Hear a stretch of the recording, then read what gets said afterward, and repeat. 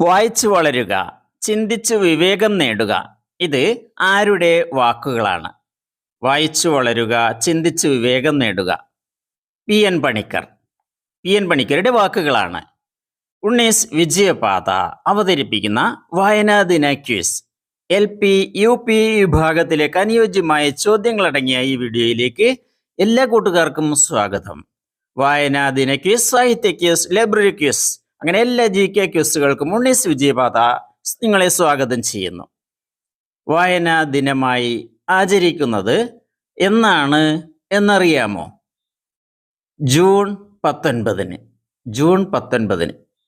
P N പണിക്കരുടെ മുഴുവൻ പേര് എന്താണ്? പുതുവായിൽ Narayana Panicker. P N Panicker, പുതുവായിൽ Narayana Panicker. P N പണിക്കരുടെ ജന്മനാട് ഏതാണ്? നീലംപേരൂർ, ആലപ്പുഴ ജില്ലയിലെ നീലംപേരൂർ. പി എൻ പണിക്കർ തൻ്റെ ജന്മനാട്ടിൽ സ്ഥാപിച്ച വായനശാലയുടെ പേരെന്ത്? സനാതനധർമ്മം വായനശാല. കേരളത്തിലെ ഗ്രന്ഥശാല പ്രസ്ഥാനത്തിൻ്റെ പിതാവ് എന്ന് വിളിക്കപ്പെടുന്നത് ആര്? P N Panicker. P N Panicker. Akhila Thiruvithamkoor Granthasala Sangham 1945 September 14 രൂപീകരിക്കുന്നതിന് നേതൃത്വം കൊടുത്തത് ആരാണ്? P N Panicker. കേരള ഗ്രന്ഥശാല സംഘത്തിൻ്റെ ആദ്യത്തെ സെക്രട്ടറി ആരാണ്? P N Panicker. കേരളത്തിൽ ഗ്രന്ഥശാലാ ദിനം ആചരിക്കുന്നത് എന്നാണ്? സെപ്റ്റംബർ 14. സാക്ഷര കേരളം സുന്ദര കേരളം എന്ന ആശയം പ്രചരിപ്പിച്ചതാര്? P N Panicker. കേരളത്തിലെ ഗ്രാമങ്ങൾ തോറും കാൽനടയായി സഞ്ചരിച്ച് പണിക്കർ പ്രചരിപ്പിച്ച സന്ദേശം എന്താണ്? വായിച്ചു വളരുക, വായിച്ചു വളരുക. വായിച്ചാലും വളരും, വായിച്ചില്ലെങ്കിലും വളരും. വായിച്ചു വളർന്നാൽ വിളയും, വായിക്കാതെ വളർന്നാൽ വളയും. ഈ വരികൾ എഴുതിയതാര്? കവി കുഞ്ഞുണ്ണി മാഷ്. പി എൻ പണിക്കരുടെ ചരമദിനം എന്നാണ്? 1995 ജൂൺ 19. ഏത് വർഷമാണ് കേരളത്തിൽ ജൂൺ 19 വായനാ ദിനമായി ആചരിക്കാൻ ആരംഭിച്ചത്? 1996.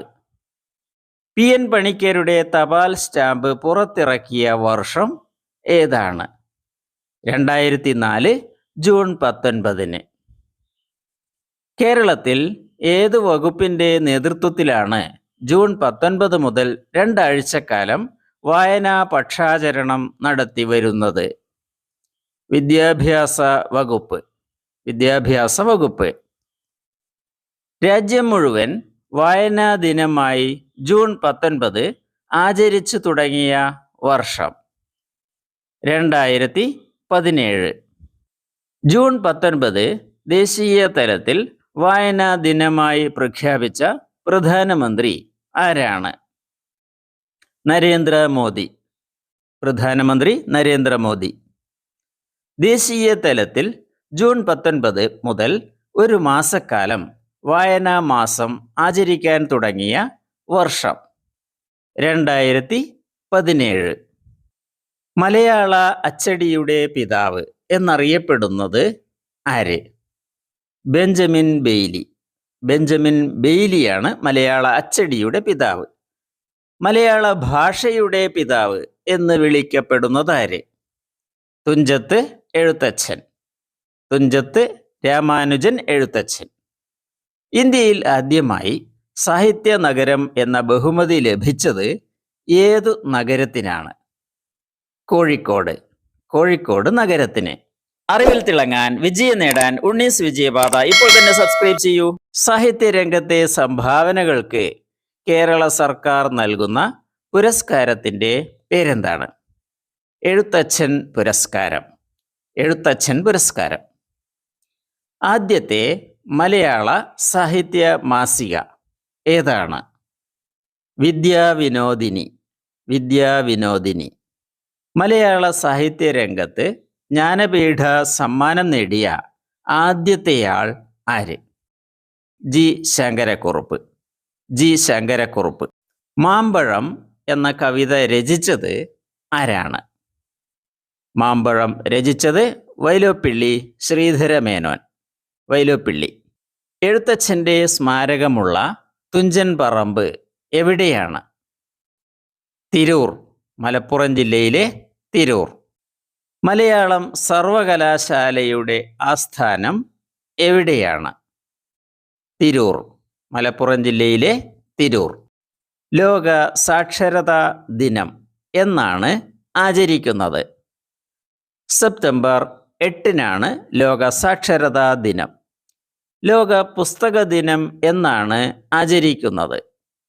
ഏപ്രിൽ 23-നാണ് ലോക പുസ്തക ദിനം.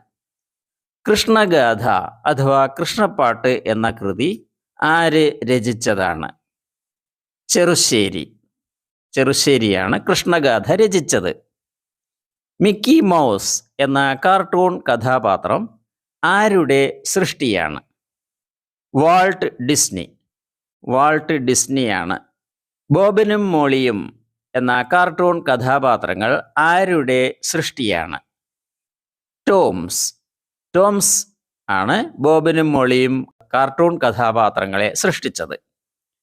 ഇനി വരുന്നൊരു തലമുറയ്ക്ക് ഇവിടെ വാസം സാധ്യമോ എന്ന് തുടങ്ങുന്ന കവിത രചിച്ചതാര്? ഇഞ്ചക്കാട് ബാലചന്ദ്രൻ.